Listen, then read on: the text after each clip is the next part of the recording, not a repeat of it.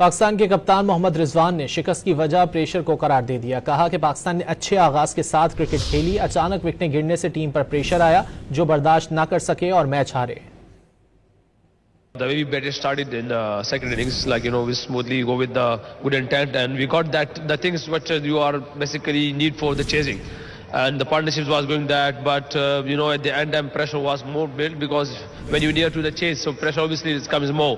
So that time the fee was the over that between 3-4 overs they changed the momentum. Basically, but the way we won the toss and we decided to bowl first. That's we take the benefit because pitch was not good early on, difficult to bat on. And that time New Zealand, the Chapman player was fantastic. That's why they made a good runs on the board. But we need to improve more, because if you get that kind of chances in won the toss, which is not in our hands, so we need to take the benefit of that toss.